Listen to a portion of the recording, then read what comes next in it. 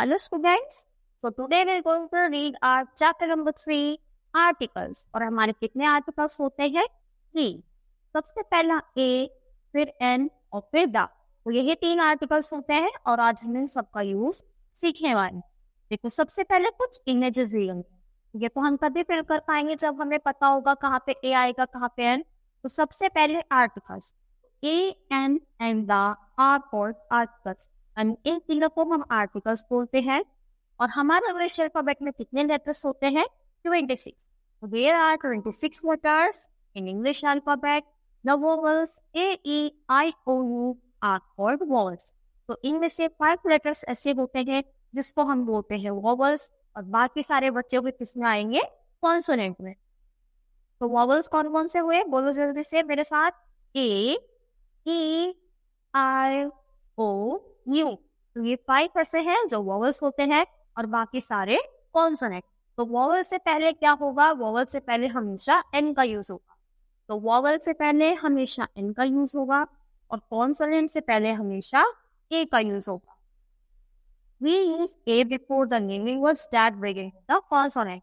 तो कॉन्सोनेंट से स्टार्ट होंगे उनसे पहले हमेशा ए आएगा. तो कार सी से स्टार्ट हो रहा है. क्या सी हमारा वॉवल है? नहीं है, तो इससे पहले ए आएगा. अब पिकॉक की हमारा वॉवल है? नहीं है, कॉन्सोनेंट है. तो कॉन्सोनेंट से पहले हमेशा ए आता है. फिर अडॉन डी की कॉन्सोनेंट है तो उससे पहले ए आएगा. फिर हम वॉवल से पहले किसका यूज करते हैं? We use an before the naming words that begin with a vowel और अ वॉवल साउंड. तो वॉवल या फिर वॉवल साउंड आएगी तो उससे पहले हम एन का यूज करते हैं. जैसे इग्लू, तो आई हमारा वॉवल है, an igloo. An ostrich, an ant. तो अब चलो, अब हमने ए और एन सीख लिया. तो चलो इसमें बताओ क्या क्या आएगा. जी जिराफ, जी से स्टार्ट हो रहा है. क्या जी वॉवल है? नहीं है, तो अ जिराफ. वूल, डब्ल्यू, तो अ वूल.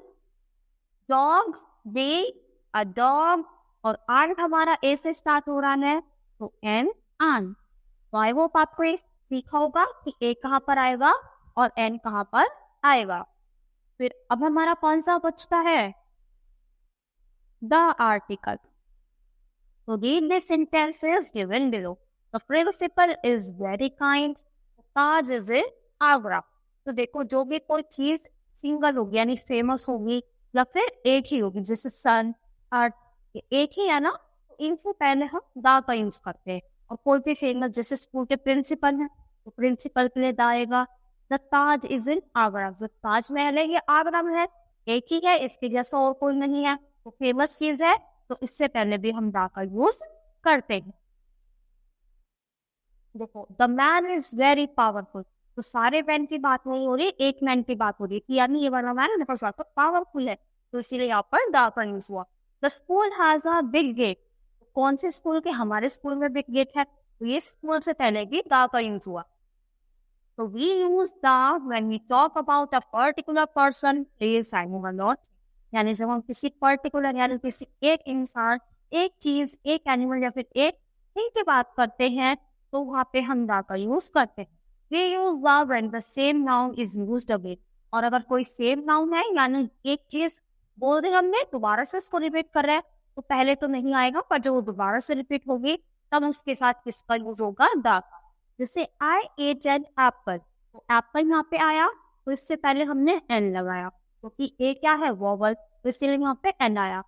फिर आगे कंटिन्यू करते हैं. The apple is sweet in taste. अब यहाँ पे एन और यहाँ पर द क्यों आया? क्योंकि जो एप्पल नाउन है वो रिपीट हुई है, और जब भी कोई नाउन रिपीट होगी तो सेकेंड टाइम में उससे पहले द आएगा. पहली बार में तो ए और एन लगाना है देखकर, और जब वो दोबारा रिपीट होगी तो उससे पहले क्या आएगा? The. We use the when there is only one thing of their kind. और हम द का तब यूज करते हैं जब पूरे वर्ल्ड में सिर्फ एक है, जैसे the planet, the Ganga, the ocean, the star. तो गंगा, ओशियन, ये भी बड़ी फेमस सी चीज है ना. तो इन सबसे पहले भी हम द आएगा, द का यूज करेंगे. फिर आता है we also use the with the est form of adjectives. अभी हम आगे जाकर एडजेक्टिव पढ़ेंगे, उसकी क्या होती है, फॉन्ट्स होती है। जैसे E R, E S T, तो कंपैरेटिव में ई आर होती है और सुपरलेटिव में ई एस टी। तो जो ई एस टी वाली फॉर्म होगी, जैसे बिगेस्ट, बिग, बिगर, बिगेस्ट, तो बिगेस्ट से पहले क्या आएगा, द का यूज होगा। जैसे Kabir is the greatest, E S T form greatest, सबसे बड़ा क्या है, पोएट है, तो इसलिए ग्रेटेस्ट से पहले, ई एस टी फॉर्म से पहले द का यूज होगा। The is also used before the name of famous buildings.